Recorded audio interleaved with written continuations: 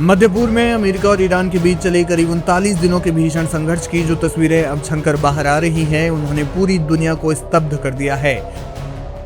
Operation epic fury नाम से चर्चित इस युद्ध के बाद अब ये साफ होने लगा है कि डोनाल्ड ट्रंप ईरान से दोबारा सीधे सैन्य टकराव मोल लेने से क्यों कतरा रहे हैं। मीडिया रिपोर्ट्स में अमेरिका के उन दावों की पोल खुल गई है जिसमें अमेरिका अपनी कम क्षति का दावा कर रहा था। 65 साल पुराने विमान का घातक प्रहार। इस युद्ध की सबसे हैरान कर देने वाली और अमेरिका के लिए शर्मनाक घटना कुवैत स्थित कैंप बुहरिंग पर हुआ हमला है। रिपोर्ट्स के मुताबिक ईरान ने इस हमले के लिए किसी आधुनिक मिसाइल का नहीं बल्कि 65 साल पुराने F-5 टाइगर लड़ाकू विमान का इस्तेमाल किया। ये वही विमान है जिसे 1970 के दशक में अमेरिका ने तत्कालीन ईरानी शाह को उपहार स्वरूप दिया था। रक्षा विशेषज्ञों का मानना है कि इस विंटेज विमान ने दुनिया के सबसे आधुनिक रक्षा तंत्र पैट्रियट मिसाइल डिफेंस सिस्टम को धूल चटा दी।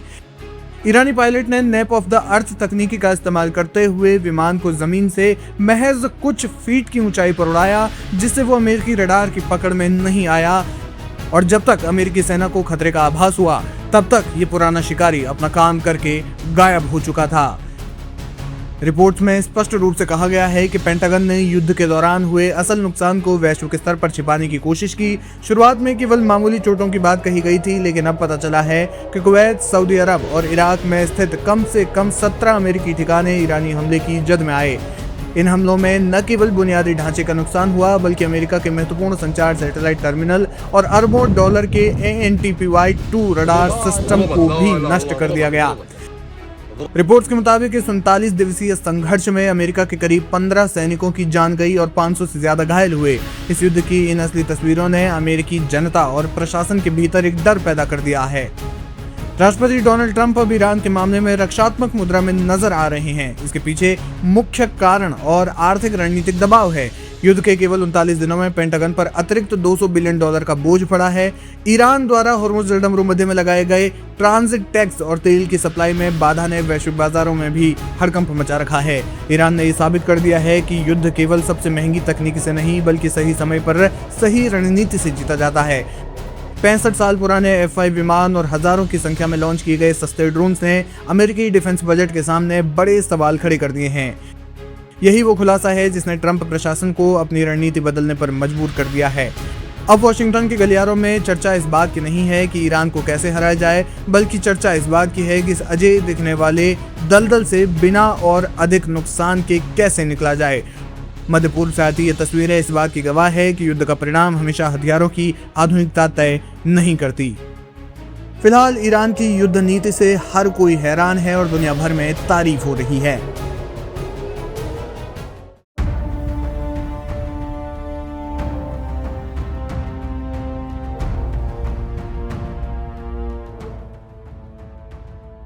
मिडिल ईस्ट के समुद्र में तनाव अब खतरनाक मोड़ पर पहुंच गया है। 24 अप्रैल को अमेरिकी नौसेना के विध्वंसक USS राफेल पेराल्टा द्वारा होर्मुज जलडमरू मध्य के पास ईरानी ध्वज वाले एक जहाज को रोके जाने के बाद क्षेत्र में युद्ध की आशंकाएं प्रबल हो गई हैं।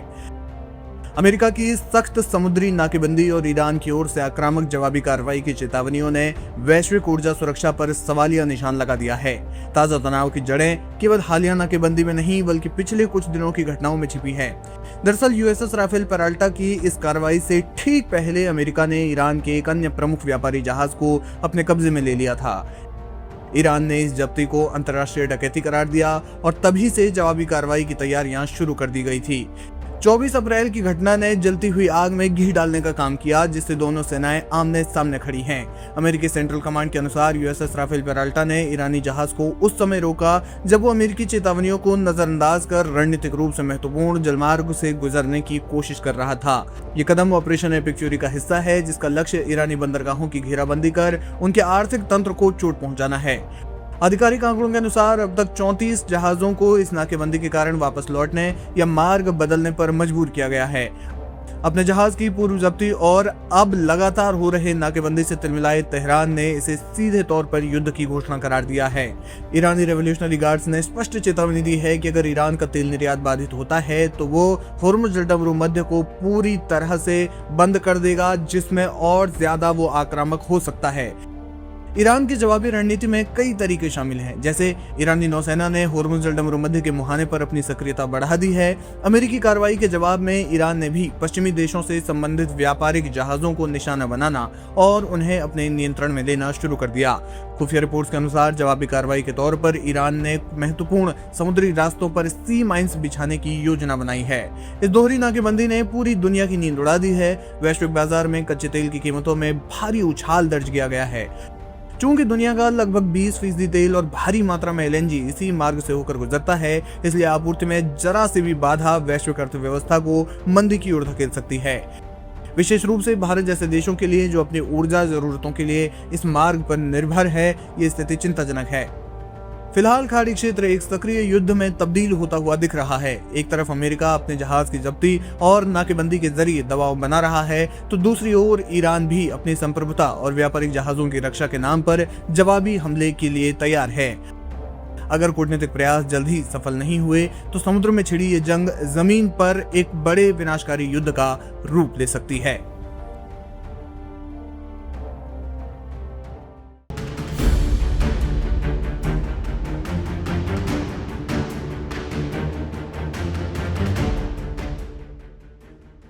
पाकिस्तान की राजधानी इस्लामाबाद इस समय वैश्विक राजनीति का अखाड़ा बन गई है। ईरान और अमेरिका के उच्च स्तरीय प्रतिनिधिमंडलों के इस्लामाबाद पहुंचने से मध्य पूर्व में जारी तनाव के खात्मे की उम्मीदें जग गई हैं। हालांकि ईरान ने अमेरिका के साथ किसी भी सीधी बातचीत से स्पष्ट इनकार करते हुए मध्यस्थों के जरिए संवाद करने का फैसला किया है। ईरानी विदेश मंत्रालय के प्रवक्ता इस्माइल बाकई ने आधिकारिक तौर पर पुष्टि की है कि विदेश मंत्री अब्बास अरागची के नेतृत्व में ईरानी दल पाकिस्तान पहुंच चुका है। बाकई ने सोशल मीडिया प्लेटफॉर्म एक्स पर स्पष्ट किया कि अमेरिकी अधिकारियों के साथ सीधे आमने सामने की कोई बैठक तय नहीं है और न ही वे करेंगे। उन्होंने जोर देकर कहा कि ईरान अपना पक्ष पाकिस्तानी मध्यस्थों के माध्यम से अमेरिका तक पहुंचाएगा। दूसरी ओर अमेरिकी राष्ट्रपति डोनाल्ड ट्रंप ने अपनी ए टीम को मैदान में उतारा है। ट्रंप के विशेष दूत स्टीव विटकॉफ और अब्राहम समझौते के रणनीतिकार रहे जेरेड कुशनर इस्लामाबाद पहुंचे हैं। अमेरिकी खेमे में इस बात की सुगबुगाहट तेज है कि अगर वार्ताओं में कोई बड़ी सफलता मिलती है तो उपराष्ट्रपति जेडी वेंस भी समझौते पर मुहर लगाने पहुंच सकते हैं। विश्वसनीय सूत्रों के अनुसार ईरान ने पाकिस्तान को एक 10 सूत्रीय मांग पत्र सौंपा है, जिसे अमेरिकी दल को दिया जाना है। ईरान की कुछ प्रमुख शर्तें इसमें शामिल हैं। ईरान चाहता है कि अमेरिका और उसके क्षेत्रीय सहयोगी ये कानूनी और लिखित आश्वासन दें कि ईरान की संप्रभुता पर फिर हमला नहीं किया जाएगा।